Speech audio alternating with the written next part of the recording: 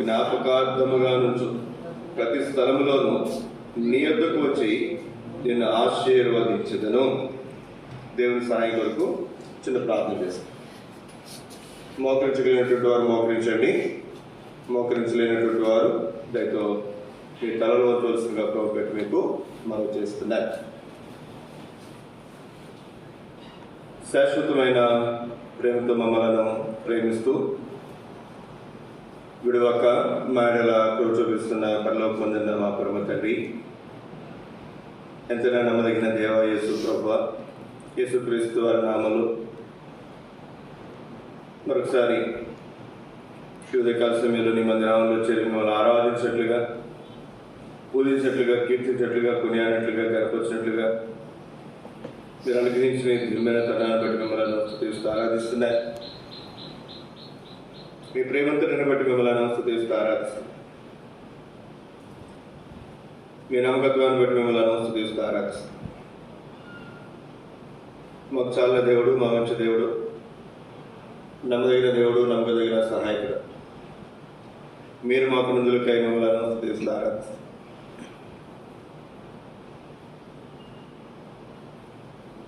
కొన్ని కీర్తనల ద్వారా మిమ్మల్ని ఆరాధించడంలో మీరు చేసిన మీద ఏర్పాటు పెట్టి తీస్తున్నారు. ఈ పాటలు పాడడం ద్వారా మీ వాక్యం నిమిత్తం మా హృదయాలు సిద్ధపరిచినందులకై మిమ్మల్ని తీస్తూ ఆరాధిస్తున్నారు. మీ లేఖనములను మా వెనుకల్లో మీరు ఆశీర్వదించుందండి.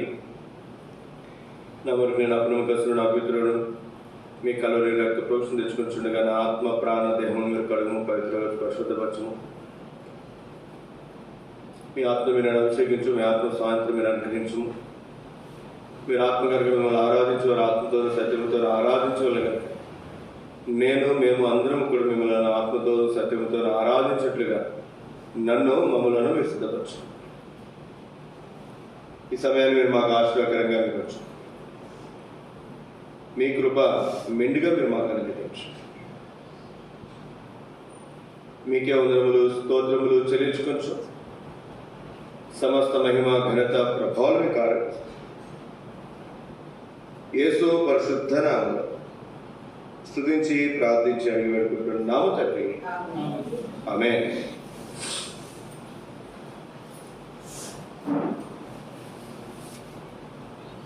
దేవుని వాక్యంలో నుండి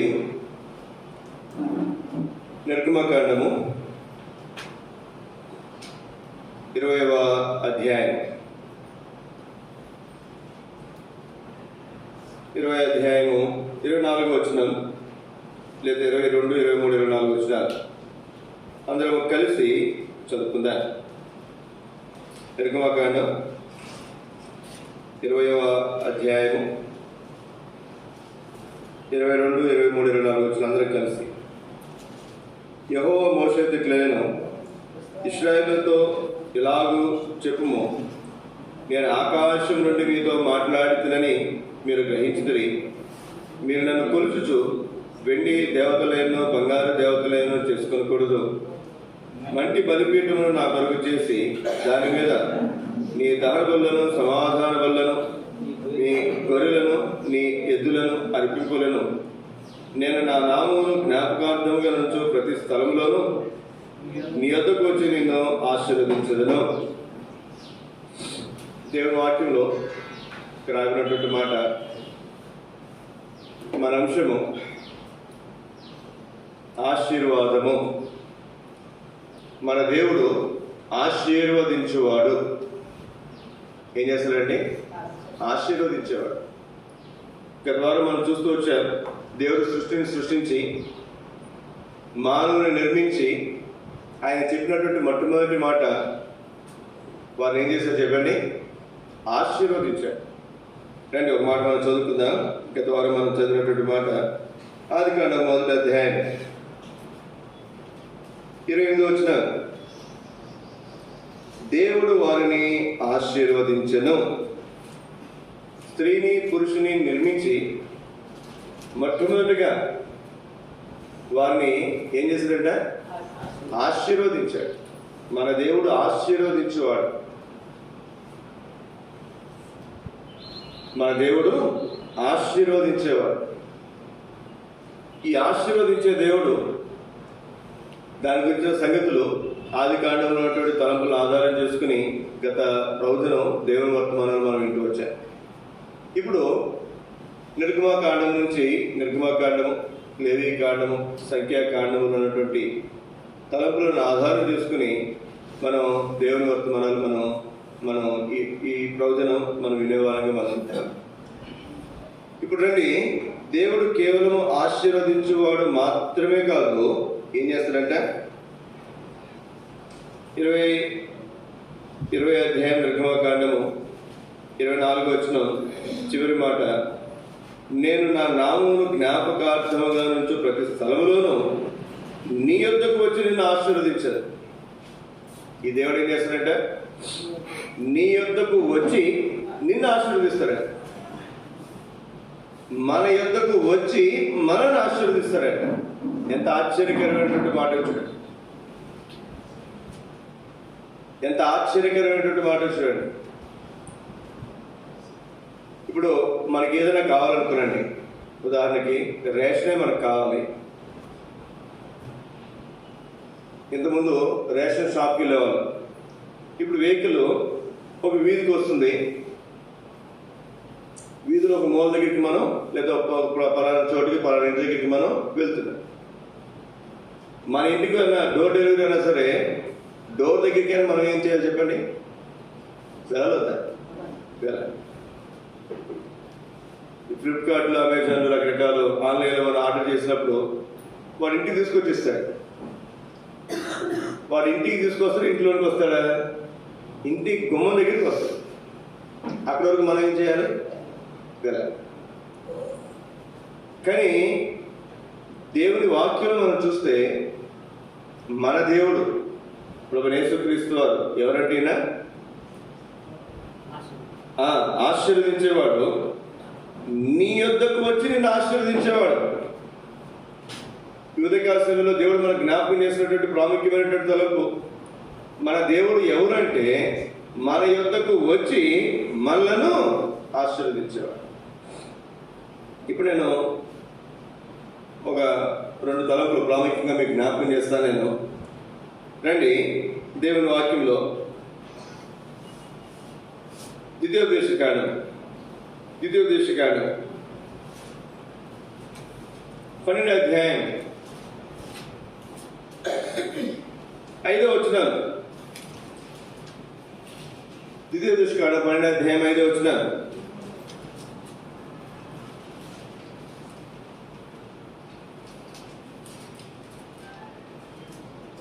అధ్యాయము 5వ వచనం.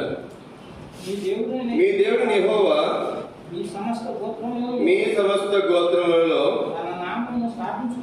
తన నామమును స్థాపించుకున్నట్టుకు నివాస స్థానముగా ఏర్పరచుకును స్థలమును వెదికి అక్కడికే యాత్రలు చేయుచుండవలెను.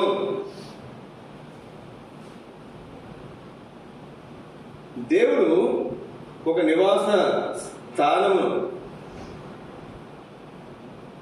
దేవుని నివాస స్థలమును, ఆయన ఏర్పరచుకున్న స్థలమును వెదకి అక్కడికి ఏం చేయాలి?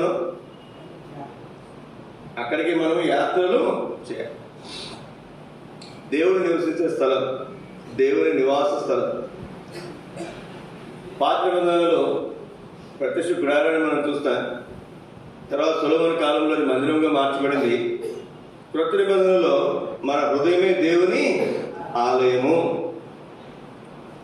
ఇప్పుడు మనం గమనించాల్సినటువంటి ప్రాముఖ్యమైనటువంటి సంగతి, ఇది దేవుని నివాస స్థలము, దేవుడు నివసించు స్థలం. ఇది మనం వెతికి ఎక్కడుందో కనుక్కుని అక్కడికి మనం ఏం చేయాలి చెప్పండి? యాత్రలు చేయాలి. యాత్ర చేయాలంటే ఉదయం మీ ఇళ్ళ దగ్గర నుంచి ఎక్కడికి వచ్చారు? దేవుని మందిరానికి వచ్చారు. ఎందుకు మనం మందిరం దాకా రాగలిగాము? కారణం ఏంటంటే ఇది దేవుని నివాస స్థలము. దేవుడు నీ యొద్దకు వచ్చి నిన్ను ఆశీర్వదిస్తున్నాడు, నా యొద్దకు వచ్చి నన్ను ఆశీర్వదిస్తున్నాడు. గనుక మనమేం చేయగలుగుతున్నాం చెప్పండి? దేవుని నివాస స్థలములకు మనం వచ్చి దేవుని సన్నిధిలో మనం ఆయన్ని ఆరాధించగలుగుతున్నారు.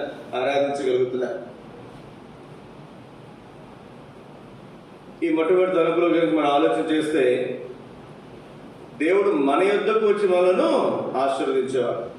ఒక మాట గత వారం మనం చదివి ఒక మాట మీకు జ్ఞాపకం చేస్తాను. నేను ఆదికాండం 12వ అధ్యాయంలో దేవుడు అబ్రహాంకి ఇచ్చినటువంటి వాగ్దానం, దేవుడు తనను పిలిచినప్పుడు దేవుడు అబ్రహాంకి ఇచ్చినటువంటి వాగ్దానం మొదటి నుండి వచ్చిన, యెహోవా నీవు లేచి నీ దేశం నుండి నీ బంధువుల యొద్ద నుండి తండ్రి ఇంటి నుండి బయలుదేరి నేను నీకు చూపించు దేశమునకు వెళ్ళుము. నేను గొప్ప జనముగా చేసి నిన్ను ఆశీర్వదించి నీ నామము గొప్ప చేయదును. నీవు ఆశీర్వాదం ముందు నేను ఆశీర్వదించు వారిని ఆశీర్వదించదను. ఇక్కడ మీరు జాగ్రత్త గమనించారో లేదో, నేను నిన్ను ఆశీర్వదిస్తానని చెప్తున్నాడు. బాగా మొదటి వచ్చి ఏమన్నాడు? ఎక్కడ ఆశీర్వదిస్తాడంట చెప్పాడు. ఇక్కడే ఉండు, నేను ఇక్కడ ఆశీర్వదిస్తానని చెప్పట్లా. ఇక్కడే ఉండు, నేను నిన్ను ఆశీర్వదిస్తానని చెప్పి ఒక స్థలంలో ఆయన సమీపంలో ఉంచుకున్నట్లో అట్లా చేయట్లా. ఏం చేస్తున్నాడండి ఆయన? ఏమన్నాడు? ఇక్కడ ఒకటి వచ్చి చూడండి,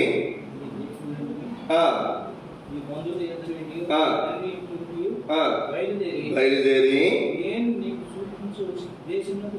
నేను నీకు చూపించు దేశమునకు వెళ్ళుము. మన దేశంలో మరి రాష్ట్రాలకు ఉన్నటువంటి సంగతులు వేరు, దేశానికి ఉన్నటువంటి ప్రత్యేకతలు వేరు.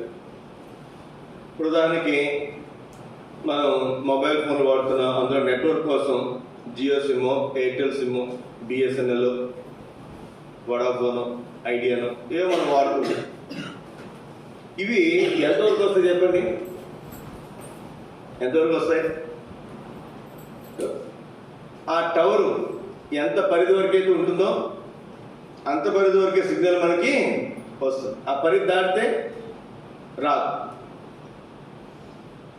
మనకి సముద్రం బాగా దగ్గరగా ఉంది. సముద్రంలో కొన్ని కిలోమీటర్లు లోపలికి వెళ్తే అక్కడ సిగ్నల్ బహుశా అన్నీ అందకపోవచ్చు.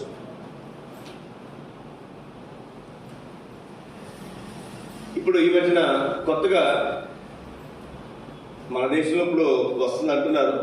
ఆల్రెడీ వేరే దేశాల్లో మరి ఈ టెక్నాలజీ ఉంది. స్టార్లింక్, అతని పేరేంటి? ట్విట్టర్ అన్నాడు కదా అతని పేరు. ఏమంటే టెక్నాలజీ ట్రంప్ని గెలిపించాడు. ఏం పేరు అతని పేరు? ట్రంప్ని గెలిపించాడు.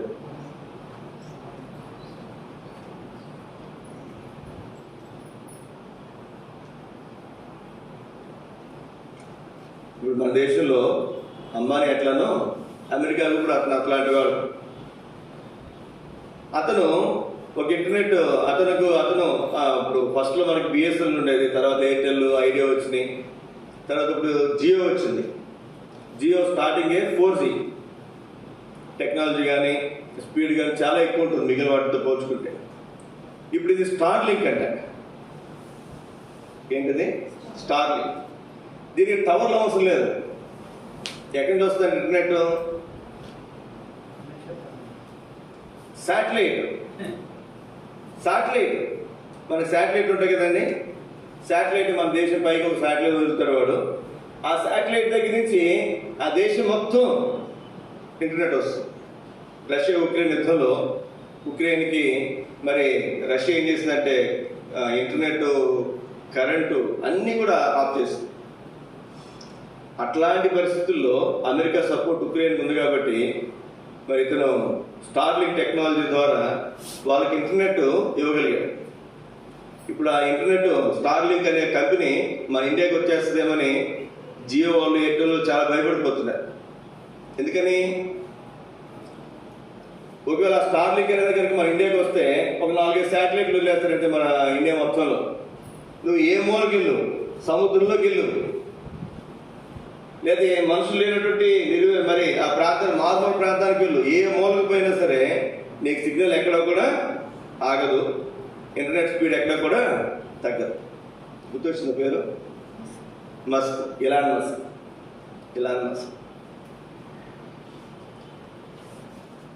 ఇక్కడ జ్ఞాపకం చేయబడుతున్నటువంటి మాట, ప్రియ సోదర సోదరి, మానవుని టెక్నాలజీ ఇంతుంటే స్టార్టింగ్లో మీకు గుర్తుందో లేదో, హచ్ మొబైల్ తెలుసా? హచ్ మొబైల్ వాడు నెట్వర్క్ వచ్చినప్పుడు wear ever you go our network will follows అనేవాడు. మీరు ఎక్కడికి వెళ్ళినా మా నెట్వర్క్ మిమ్మల్ని వెంబడిస్తుంది అనేవాడు. ఇప్పుడు హచ్ ఉందా? హచ్ లేదు. ఏ ఐడియా వరకు అమ్మేసాడు, ఐడియా వాడేమో మరి ఇంకొకరికి వడాఫోన్ అడిగి అమ్మేసరికి రకరకాల చాలా సంగతులు జరిగిపోయాయి. సరే, విషయం ఏంటంటే దేవుడు అరే నువ్వు ఇక్కడే ఉండు, నేను ఆశీర్వదిస్తానని చెప్పట్లా.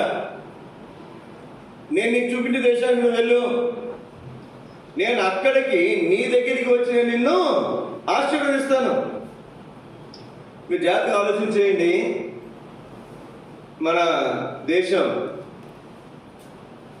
మరి ఇప్పుడు మనమైతే భారత్ అని పిలుస్తాం, లేదా ఇండియా అని పిలుస్తాం.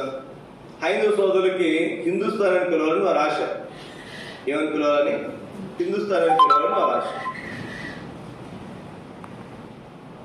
ఈ దేశంలో ఉన్నటువంటి దేవుడు ఇంకో దేశానికి వెళ్తే అక్కడ దేవుడు ఉంటాడా? ఉండడు. నేపాల్కి పోతేనేమో, భూటాన్కి పోతేనేమో అక్కడ దేవుడు వేరు, ఇండియాకి వస్తే ఇక్కడ దేవుడు వేరు, పాకిస్తాన్కి పోతే అక్కడ దేవుడు వేరు.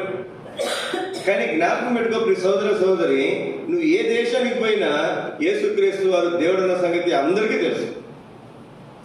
కొన్ని ప్రాంతాలకు వెళ్తే కొంతమంది దేవుడు అన్న సంగతి అక్కడ ఉన్నటువంటి వారికి తెలియదు.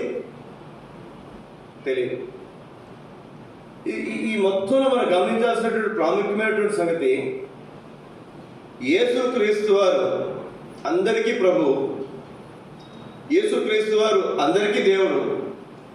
నువ్వు ఎక్కడున్నా నీ దగ్గరికి వచ్చి ఆయన నిన్ను ఆశీర్వదించగలిగేటువంటి దేవుడు. ఇప్పుడు మనం ఇండియా దాటి వెళ్ళామనుకున్నాండి, శ్రీలంక వెళ్ళాం. అక్కడ జియో ఉండదు, ఎయిర్టెల్ ఉండదు, అక్కడ వేరే నెట్వర్క్స్ ఉంటాయి. వాళ్ళకి కనెక్షన్ ఉంటుంది. అమెరికాలో అనుకోనండి, అక్కడ నెట్వర్క్ సర్వీస్ ప్రొవైడ్ చేసే వాళ్ళు వేరు. వాళ్ళతో ఒప్పందం చేసుకోవాలి. ఒకవేళ దేవుడి గురించి మనం మాట్లాడితే, ఇప్పుడు నేనే ఉన్నాను ఈ దేశంలో, ఒక హైందవ దేవుడిని నేను నమ్ముకున్నాను. ఇప్పుడు నేను ఈ దేశం దాటి వెళ్తే ఆ దేవుడు అక్కడ ఉన్నటువంటి దేవుడిని ఏం చేయాలి చెప్పండి? నేను ఇక్కడ కాపాడుతాను నా భక్తుడిని. నీ దేశానికి వచ్చినప్పుడు ఏం చేయాలి? నా భక్తులను కాపాడుకుని ఆ దేవుడిని ఏం చేయాలి? ఒడంబడిక చేసుకోవాలి. ప్రియ సోదర సోదరి, ఈ ఉదయకాల సమయంలో దేవుడు మనకు జ్ఞాపకం చేసినటువంటి మాట, మన దేవుడు ఎవరు అంటే, నువ్వు వెళ్ళు ప్రతి స్థలంలో కూడా నీ దగ్గరికి వచ్చి నిన్ను ఆశీర్వదించేవాడు. ప్రపంచంలో ఏ దేశానికి వెళ్ళండి మీరు, ఏ మతం ఉన్నా ఉండకపోయినా క్రైస్తవత్వం మాత్రం ఖచ్చితంగా ఉంది. జ్ఞాపకం పెట్టుకుందాం ప్రియ సోదర సోదరి, ఇది మతం అని మనం చెప్పట్లేదు, కానీ లోకం పేరు పెట్టింది అంతే. క్రైస్తవత్వం ఉంది. అందుకే మనకు జ్ఞాపకం చేయబడుతున్నటువంటి మాట, మన దేవుడు ఎవరు అంటే, మన దగ్గరకు వచ్చి మనను ఆశీర్వదించేవాడు. నువ్వు ఏ మూలైన ఉండు, నువ్వు ఏ దేశానికైనా వెళ్ళు, ఏ మారుమూల ప్రాంతానికైనా వెళ్ళు, నీ దగ్గరికి వచ్చి నిన్ను ఆశీర్వదించగలిగినటువంటి వాడు. రండి కొంచెం మనం ముందుకు వెళ్తే, ద్వితీయోపదేశకాండం 31వ అధ్యాయం చదవండి, 6వ వచనం.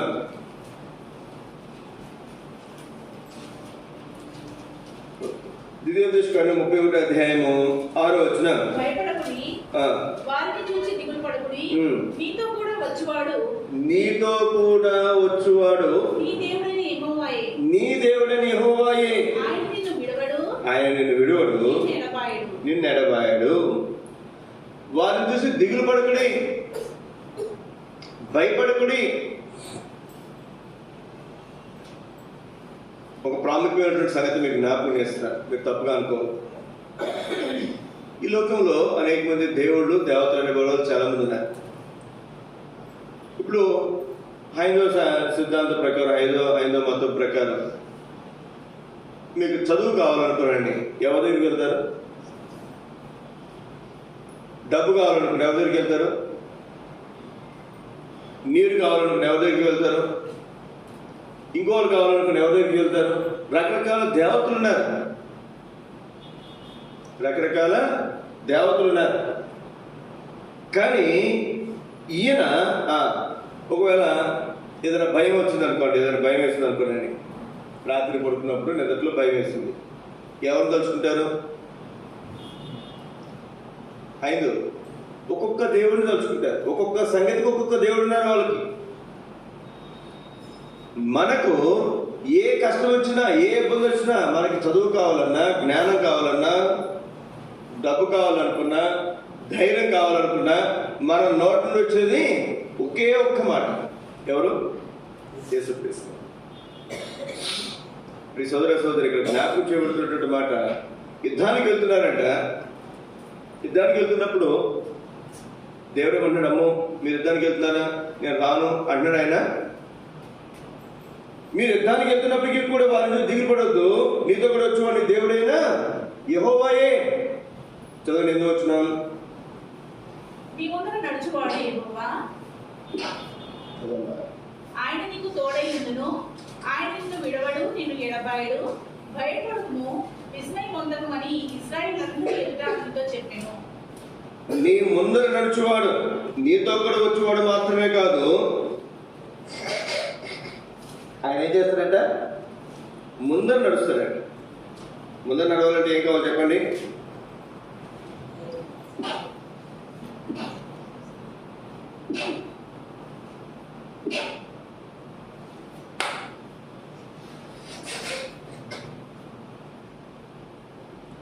ఈ సోదరికి జ్ఞాపకం చేయబడుతున్నటువంటి ప్రాముఖ్యమైనటువంటి మాట. వారు దేనికి బయలుదేరారు? కనాను దేశాన్ని స్వతంత్రించుకోవడానికి వారు బయలుదేరుతున్నారు. 31వ అధ్యాయం, ఇంకో 2-3 అధ్యాయాల తర్వాత యెహోషువ గ్రంథం మనకు ఆరంభించబడుతుంది. వారు ఇప్పుడు యోర్దాను నది దాటి కనాను దేశంలో వారు అడుగు పెట్టారు. అక్కడ 7 జాతుల వారు ఉన్నారు. వాళ్ళకి యుద్ధం ఉంటుంది, యుద్ధాలున్నా, పోరాటాలున్నా, దేవుడు అన్నాడు ఇక్కడ, నీతో కూడా వచ్చేవాడు నీ దేవుడైనా యెహోవాయే. మనతో మాత్రమే కాదు, నీ ముందర నడిచేవాడు నీ దేవుడైనా యెహోవా. నీ నా జీవితంలో ఎటువంటి పోరాటాలున్నా, ఎటువంటి సమస్యలున్నా, ఎటువంటి ధైర్యం చేయని పరిస్థితులున్నా, దేవుడు అన్నాడు ఇక్కడ, భయపడకుడి, వారిని లేకపోతే ఆ సంగతులను చూసి దిగులు పడకుడి. ఎందుకని? నీతో కూడా వచ్చేవాడు నీ దేవుడైనా యెహోవాయే, నీ ముందర నడుచువాడు యెహోవా, ఆయన నీకు తోడయుండును, ఆయన నిన్ను విడువడు, నిన్ను ఎడబాయడు. భయపడకము, విస్మయం పొందకమని ఇశ్రాయేలులందరి ఎదుట అతనితో. సోదరి ఉదయకాల సమయంలో మన యొద్దకు వచ్చి, మనతో వచ్చి, మన ముందు ఉండి మనల్ని నడిపిస్తూ మనల్ని ఆశీర్వదించే దేవుడు మనం కలిగి ఉన్నా కనుక ఆయన మనం స్తుతించి ఆరాధించే వారుగా మనం ఉంటాం.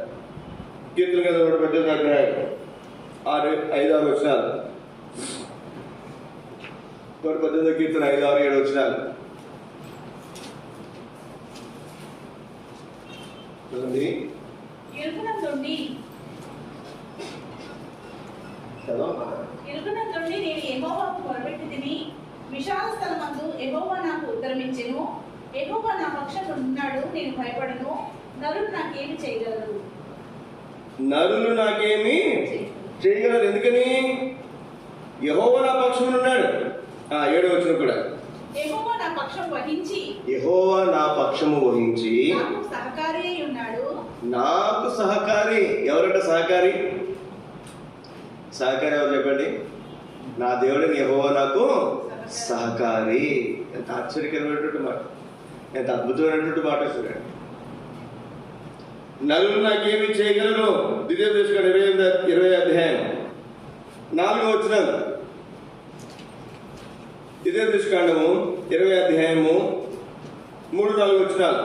ఇశ్రాయేలీయులారా, నేను మీతో మీ శత్రువులతో యుద్ధం చేయుటకు మీరు మీ శత్రువులతో యుద్ధం చేయడానికి వెళ్తున్నారు కనుక మీరు జంకొద్దు, భయపడొద్దు, వనకొద్దు, బెదరొద్దు. మీ కొరకు మీ శత్రువులతో యుద్ధం చేసి మిమ్మును రక్షించువాడు ఎవరంటండి? ఎవరంట? మీ పక్షముగా శత్రువులతో యుద్ధం చేయవాడు. మీరు ఎక్కడైనా చూడండి, మన అనేవాళ్ళు ఎంత రక్షసముద్రులైనా ఏదైనా సమస్యలు వచ్చిందనుకోండి, ఇబ్బంది వచ్చిందనుకోనండి, వాళ్ళు నిలబడతారా? చాలా అరుదు. భార్య, భర్త, పిల్లలు వాళ్ళే మిగులుతారు చివరికి.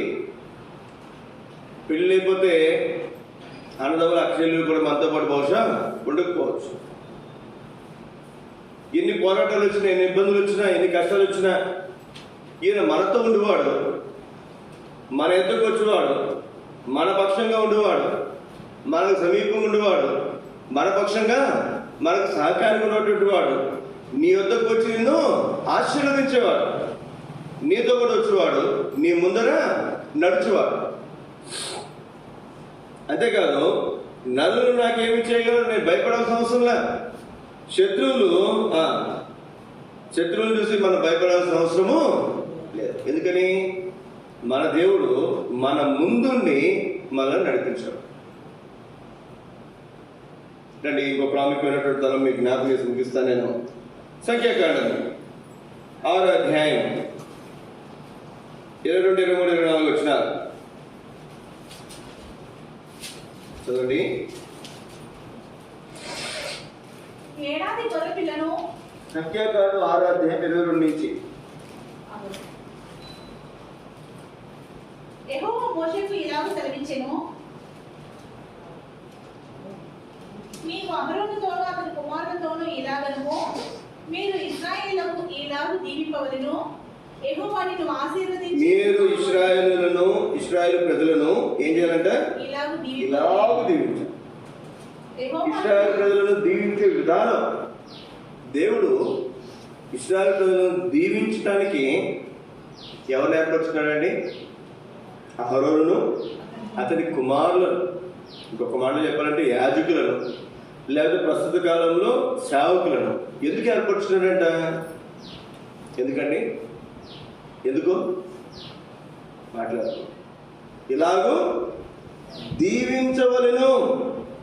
దీవించడానికే మా పని ఏంటంటే, సేవకులుగా, ఆ కాలంలో యాజకులుగా దీవించడమే మా పని. ఒకవేళ ఆత్మీయులైనటువంటి వారు, విశ్వాసులు, మన ముందు తరం వారు, లేకపోతే మనలో మరి పెద్దవారు, వారు కూడా మనల్ని ఏం చేస్తారు చెప్పండి? దీవించవచ్చు. దీవించడానికే దేవుడు మనల్ని ఏర్పరచుకున్నాడు. పాత నిబంధనలో మనం చూస్తున్న ఒక కుటుంబాన్ని, వారి తరతరాలని కూడా వారిని ఏర్పరచుకునేది దేనికోసం అంటే, దేనికోసం చెప్పండి? దీవించడానికే, కానీ చెప్పించడానికి కాదు. కాబట్టి మనం నోట దీవెన వచ్చిన రావాలి, కానీ శాపోషణలు ఎంత మాత్రం కూడా రాదు. ఇప్పుడు రండి, దేవుడు వారిని దీవించమని చెప్తున్నాడు. ఇశ్రాయేలు ప్రజలను ఏమని దీవించాలంట? యెహోవా నిన్ను ఆశీర్వదించి నిన్ను కాపాడును గాక. యెహోవా నిన్ను ఆశీర్వదించి నిన్ను కాపాడును గాక. అంటే ఎవరు దీవిస్తారు? నిన్ను దీవించమన్నాడు కదా, ఆశీర్వదించమన్నాడు కదా అని మనం బయట చూడండి, బయట మరి ఆ శాస్త్రాలు పెళ్ళైన తర్వాత పూజలు గారు అక్కడ మరి, లేకపోతే తల్లిదండ్రులు, లేకపోతే మరి పెళ్లి చేసిన పూజారు, లేకపోతే పెద్దవాళ్ళు, అత్తమామలు, వాళ్ళకి సాష్టాంగ వాళ్ళకి వంగుని నమస్కారం చేస్తారు. నమస్కారం చేసినప్పుడు ఏమని దీవిస్తారు చెప్పండి? ఏమని ఆశీర్వదిస్తారు? వాళ్ళు పిల్ల పాపలతో వర్ధిల్లు అని చెప్పి ఆశీర్వదిస్తారు కదండి, బ్లెస్సింగ్స్. ఎవరి పేరుట ఆశీర్వదిస్తారు వాళ్ళు? ఏ దేవుడి పేరు అని చెప్తారా? చెప్పరు. గమనించండి, ఏ దేవుడి పేరు వాళ్ళు చెప్పరు. కానీ బైబిల్లో ఉన్నటువంటి దేవుడు ఆయన ఏమంటున్నాడంటే, ఇక్కడ నిన్ను ఆశీర్వదించును గాక. ఎవరు నిన్ను ఆశీర్వదిస్తారు? నేను కాదు. ఎవరో చెప్పాలన్నమాట, అయ్యా అమ్మా నేను కాదు నిన్ను ఆశీర్వదించేది, అమ్మా మేము కాదు మిమ్మల్ని ఆశీర్వదించేది. ఎవరు ఆశీర్వదిస్తారు? యెహోవా నిన్ను ఆశీర్వదించి నిన్ను కాపాడును గాక. తన సన్నిధిని ప్రకాశింపజేసి నిన్ను కరుణించును గాక. యెహోవా నీ మీద తన సన్నిధి కాంతి ఉదయింపజేసి నీకు సమాధానం కలుగజేయును గాక. అట్లు వారు ఇశ్రాయేలీయుల మీద నా నామమును ఉచ్చరించుట వలన, యెహోవా నామమును ఉచ్చరించుట వలన వారిని ఆశీర్వదించు. యెహోవా వారిని ఆశీర్వదిస్తాడు. ఈ మాట గుర్తుపెట్టుకునండి. ఒకవేళ సేవకుడైనా లేదా ఒక వర్తమానికుడైనా యెహోవా పేరట కాకుండా, యేసుక్రీస్తు వారి పేరట కాకుండా బ్లెస్ చేస్తే, ఆశీర్వదిస్తే దానివల్ల ఏమాత్రం ప్రయోజనము ఉండదు. ఎందుకని? ఆశీర్వదించే నేను కూడా, మేము కూడా ఎవరని చెప్పండి? మానవులమే. అయితే ఏ పేరట ఆశీర్వదించాలంట? యెహోవా పేరట ఆశీర్వదించాలి. యేసుక్రీస్తు వారి నామములో ఆశీర్వదించాలి. కాబట్టి జ్ఞాపకం పెట్టుకుందాం ప్రియ సోదర సోదరి, మనం ఎవరైనా ఆశీర్వదించాల్సిన పరిస్థితి వచ్చినప్పుడు మనం ఏ విధంగా ఆశీర్వదించాలి? మనం కూడా నీవు పిల్ల బాబులతో కలగాలం, చల్లగా ఉండు, ఇట్లాంటి ఆశీర్వాదాలు కాదు. అక్కడ ఏముండాలంట? దేవుని దయ వలన, లేదా యేసుక్రీస్తు దయ వలన, యెహోవా దయ వలన నువ్వు ఆశీర్వదించబడదు కాక. మీ సోదర సోదరి, మధ్యాహ్నకాల సమయంలో మన దేవుడు తన నామమును బట్టి మనల్ని ఆశీర్వదించాడు. ఆయన నామము పలుకుటను బట్టి ఆయన ఆశీర్వదించాడు. రండి ఒక్క మాట, యెహోవా నిన్ను ఆశీర్వదించి నిన్ను కాపాడును గాక. ఆశీర్వదిస్తే ఈ ఆశీర్వాదం ఏం చేస్తుందంటే మనను కాపాడుతుంది. నిన్ను నీ కుటుంబాన్ని కాపాడేదేంటి? దేవుని ఆశీర్వాదమే. మనలో మన కుటుంబాలను భద్రపరిచేది ఏంటి? కాపాడేది ఏంటి? దేవుని ఆశీర్వాదమే. దేవుని ఆశీర్వాదం లేకపోతే మన కుటుంబాలు మనము కాపాడబడలేము. కాపాడబడుట అనేది కనుక మనం ఆలోచన చేస్తే ఒక ప్రాముఖ్యమైన అధ్యాయం ఉంది బైబిల్ గ్రంథంలో. ఏదో అధ్యాయం చెప్పండి? అధ్యాయం అంతా కూడా కాపాడును కాపాడును కాపాడు అనే మాట మనం చూస్తాం. ఏనాదే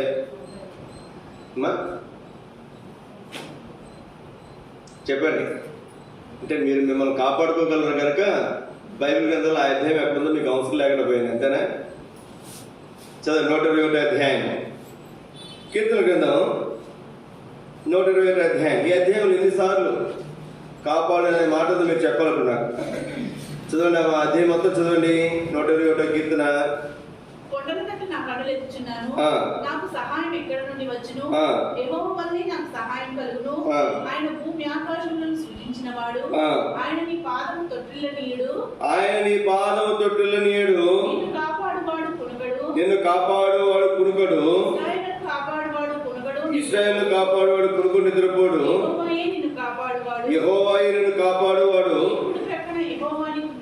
నీ కుడి ప్రక్కన యెహోవా నీకు నీడగా ఉండును. తలకు పగలు ఎండ దెబ్బైన నీకు తగలదు, రాత్రి వెన్న దెబ్బైన నీకు తగలదు. ఏ అపాయము రాకుండా యెహోవా నిన్ను కాపాడును. ఆయన నీ ప్రాణమును కాపాడును. ఇది మొదలకు నిరంతరము నీ రాకపోకలు యెహోవా నిన్ను కాపాడును. ఎన్నిసార్లు ఉందండి? ఏంటంటే కాపాడు అనే మాట ఎన్నిసార్లు ఉంది అధ్యాయంలో?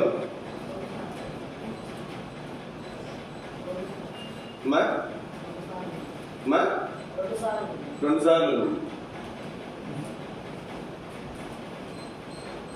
ఎన్నిసార్లు చెప్పండి? అయ్యో, మొదటి 2 వచనాలు తీసేస్తే చివరి 6 వచనాల్లో 6 సార్లు ఉంది. చూడండి, మొదటి వచనంలో 3వ వచనంలో ఒకసారి ఉంది కాపాడు, నిన్ను కాపాడువాడు. 4వ వచనంలో ఒకసారి ఉంది ఇశ్రాయేలును కాపాడువాడు.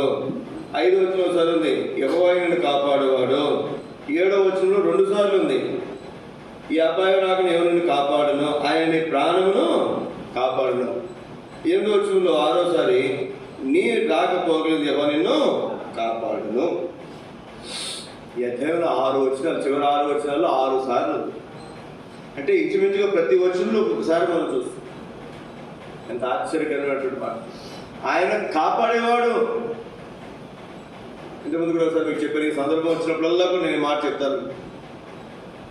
మేము ఇంజనీరింగ్ చదువుతున్న దినాల్లో మరి స్నేహితులు కలిసి గోవాకి వెళ్ళొచ్చు. అక్కడ లోకరీతిగా ఎన్నో సంగతుల్లో మరి అక్కడ చూస్తూ స్నేహితులందరూ కూడా మరి హైందవులు కనుక అటు గోవా తిరుపతి నుంచి చెన్నై నుంచి వెళ్ళి వచ్చినప్పుడేమో తిరుపతి మీద వచ్చాం. తిరుపతి గుడికి వెళ్దామన్నారు. సరే అన్నీ చూస్తున్నాం కదా, చూద్దామని చెప్పి లోపలికి మా ఫ్రెండ్స్ అప్పుడే చెప్పారు, నువ్వు ప్రసాదం తీసుకో కదా, నీ లడ్డులన్నీ నాకే అని చెప్పారు. సరే బాగా లోపలికి వెళ్ళిన తర్వాత ఒక చోటుకి వెళ్తే లోపల దర్శనానికి వెళ్ళారు. వెళ్ళిన తర్వాత మేము కూడా వాళ్ళతో వెళ్ళారు. నేను కూడా చూశాను. ఒక గదిలో కూర్చోబెట్టారు. మామూలుగా ముందు తలుపులు తీస్తుంటారు, ముందుకు వెళ్ళాలి.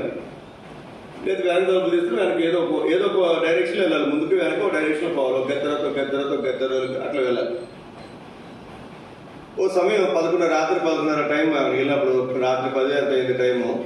11:30 నుంచి 12 గంట, ఒక అరగంట సేపు ముందు తలుపులు వేస్తారు, వెనక తలుపులు వేస్తారు. ముందుకు వెళ్ళడానికి లేదు, వెనక్కి వెళ్ళడానికి లేదు. నాకు తెలియదు కదా అక్కడ ఏం జరుగుతుందో తెలియదు కాబట్టి అక్కడ ఉన్న ఒక పూజారి గారు ఎవరు ఉంటే ఆయన అడిగాను, ఏంటంటే ముందు వేస్తే వెనక వేసే తలుపు మేము ఎటు వెళ్ళాలంటే, ఇప్పుడు ఎటు తలుపులు తీరండి, ఇప్పుడు పౌలింపు సేవ. ఏ సేవ అంటే పౌలింపు సేవ తెలుసండి? పౌలింపు సేవ అంటే పౌలింత అంటే చెప్పండి అంటాం. ఆవులింతలు అంటాం, పౌలింతలు అంటాం. నిద్రపుచ్చేసేవారు. దేవుడిని ఏం చేస్తే చెప్పినవారు నిద్రపుచ్చుతారు. అందుకే వాళ్ళకు ఒక పాట ఉంటుంది, మేలుకని ఒక పాట ఉంటుంది. ఉదయం దేవుడిని ఏం చేస్తే చెప్పిన వాళ్ళు మేలు కొలుపుతారు. తర్వాత కొన్ని సంవత్సరాల తర్వాత నేను దేవుల్లో మరి దేవుడు నన్ను బలపరిచిన తర్వాత, స్థిరపరిచిన తర్వాత ఈ అధ్యాయం చదువుతున్నప్పుడు చూడండి, 121వ కీర్తన 4వ వచనం, ఇశ్రాయేలును కాపాడువాడు కునుకడు నిద్రపోడు. నేను ఎవరి గురించి తప్పుగా మాట్లాడట్లేదు, కానీ ఇక్కడ సందర్భం చూడండి, నిన్ను నన్ను కాపాడువాడు ఏం చేయడండి? నిద్రపోవడం పక్కన పెట్టాలి, కునుకుపోటే రాదండి. అప్పుడు నాకు జ్ఞాపకం వచ్చిందరే, పలానా స్థలంలో పలానా ఊరు పలానా సమయంలో వెళ్ళినప్పుడు ఆ దేవుడు అరగంట సేపు నిద్రపోతే ఆ దేవుడిని నేను నమ్ముకుంటే అరగంట ఎవరు కాపాడుతారు నన్ను? కదండి. మరి అరగంట ఆయన నమ్ముకున్నటువంటి వారిని ఎవరు కాపాడతారు? ఈ సోదరి ఈ మధ్యాహ్న కాల సమయంలో మనకు జ్ఞాపకం చేయబడుతున్నటువంటి ప్రాముఖ్యమైనటువంటి సంగతి, ఇశ్రాయేలును కాపాడువాడు కునుకడు నిద్రపోడు. ఇక్కడ మన దేవుడు ఎవరు చెప్పండి? నిద్రపోవడం కాదు, కునుకుపాటు కూడా రానటువంటి దేవుడు అంటే. స్త్రీ తన చంటి పిల్లను మరుచునా? స్త్రీ తన చంటి పిల్లను మరుచునా? మరుస్తుందా? మరుస్తుంది. ఎప్పుడు మరుస్తుంది చెప్పండి? నిద్రపోతున్నప్పుడు ఖచ్చితంగా మర్చిపోతుంది. ఏదైనా పనుల్లో మునిగితే, ఇంకా అన్నిటికంటే ముఖ్యంగా ముచ్చట్లో మునిగి వెళ్తే ఇంకా పిల్లలు లేదు, ఇంకెవరు లేదు. స్త్రీ అయినా తన చంటి బిడ్డను మరచును కానీ నేను నిన్ను మరువను. సోదరి మన దేవుడు ఎవరు అంటే కులుకుపాటు కూడా రాకుండా మనల్ని కాపాడేవాడు. ఇక్కడ మనం చూసి అధ్యాయంలో నీ పాదము తొట్టిలో నీడు నిన్ను కాపాడువాడు కునుకడు నిద్రపోడు, యెహోవా నిన్ను కాపాడువాడు కుడి ప్రక్క యెహోవా నీకు నేరుగా ఉంటాడు. పగల ఎండ దెబ్బ నుంచి, రాత్రి వెన్నెల దెబ్బ నుంచి కూడా నేను కాపాడువాడు. ఏ అపాయం రాకుండా యెహోవా నిన్ను కాపాడు. ఆయన నీ ప్రాణమును ఏదైనా ప్రమాదం జరిగిందనుకోండి, మొట్టమొదట మనం అడిగే మాట ఏంటి చెప్పండి? వాళ్ళ ప్రాణాలు ఉన్నాయిగా, గొప్ప ప్రాణం పోలేదా? అంటే ఏం కాపాడాలి? మన ప్రాణమును కాపాడాలి. ప్రియ సోదరి బైబిల్లో మనం చూస్తాం, యుద్ధ దినమున నీ తలను కాయేవాడు. యుద్ధకాలంలో ఏం కాస్తారంటే తలను కాస్తారు. తల తెగి పడకుండా దేవుడు కాపాడేవాడు. ఈ అపాయం లాగా ఎవరిని కాపాడును, ఆయన ప్రాణులను కాపాడు, ఇది మొదటి నిరంతరం రాకపోకలేదు ఎవరినో కాపాడు. ఈ సోదర సోదరి, మనం చదివినటువంటి మాటలో యెహోవాని ఆశీర్వదించిన కాపాడును గాక. దేవుడు ఆశీర్వదించేవాడు. ఏ విధంగా ఆశీర్వదిస్తారంట? ఏ విధంగా ఆశీర్వదిస్తారండి? ఏంటి ఆశీర్వాదాలకు ప్రాముఖ్యమైన సంగతి ఏంటంటే మనను కాపాడేవాడు.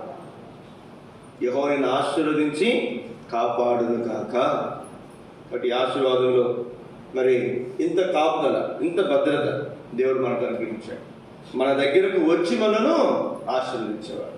ఇటు దేవుడు మనం కలిగి ఉన్నాం కనుక ఈ ఉదయకాల సమయంలో మరి మనల్ని ఆశీర్వదించిన, మన యొద్దకు వచ్చి మనల్ని ఆశీర్వదిస్తున్నటువంటి మన దేవుని మనం ఆరాధించే వారంగా మనం అందులో లేచి కూడా పాట మనం పాడుకుందా? అందులో లేచి కూడా పాట మనం పాడుకుంటా అనుకున్నాడు.